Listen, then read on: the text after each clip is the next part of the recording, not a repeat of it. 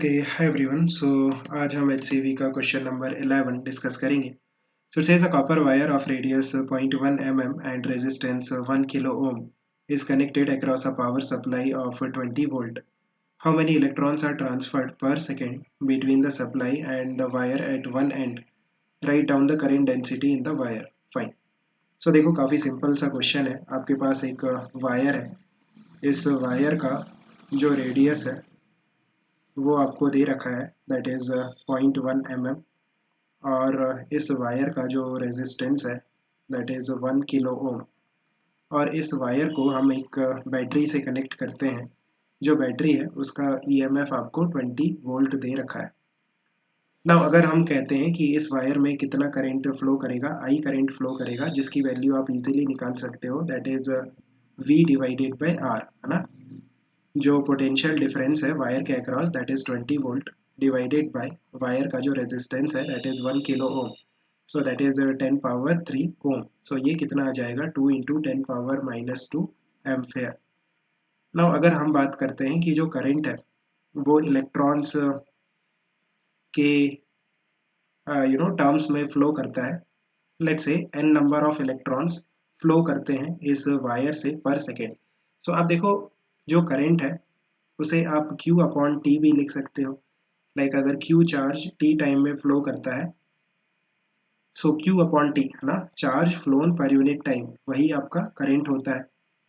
Now अगर आपका जो चार्ज है वो इलेक्ट्रॉन्स के टर्म्स में फ्लो होता है और let's say n number of electrons flow करते हैं, देन जो चार्ज होगा उसको आप n इंटू ई लिख सकते हो.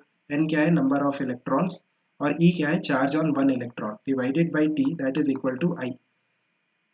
नाउ आप देखो जो I है दैट इज कितना चार्ज फ्लो करेगा पर सेकेंड. सो t की वैल्यू कितनी हो जाएगी 1, right.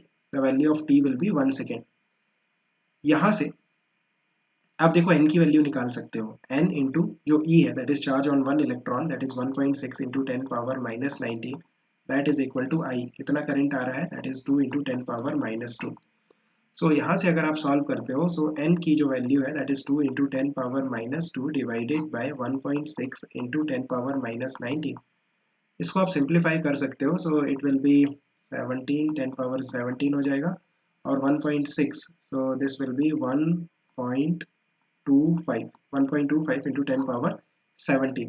This is the number of electrons जो कि वायर से फ्लो करते हैं पर सेकेंड, राइट. जो सेकेंड क्वेश्चन है वो काफ़ी सिंपल है. आपको करंट डेंसिटी निकालनी है. So current density is simply I, जितना करंट फ्लो करता है, divided by cross sectional area of the wire. So I की जो वैल्यू है that is 0.2 into 10 power, sorry, इसको हम 2 इंटू 10 पावर माइनस 2 ही रखते हैं, divided by cross sectional area कितना हो जाएगा पाई आर स्क्वायर. पाई इंटू जो रेडियस है वायर की वो कितनी दे रखी है 0.1 mm. सो ये मीटर में कितना हो जाएगा 10 power minus 4 metre. So it will be 10 power minus 4 square pi r square. This is the cross sectional area. This is the current density. इसका जो SI unit होगा that will be ampere per meter square. You can simplify this, right? So इसको अगर आप simplify करते हो so you will get 6.36 into 10 power 5 ampere per meter square. Hope you have understood. Keep working hard. Best of luck. Bye.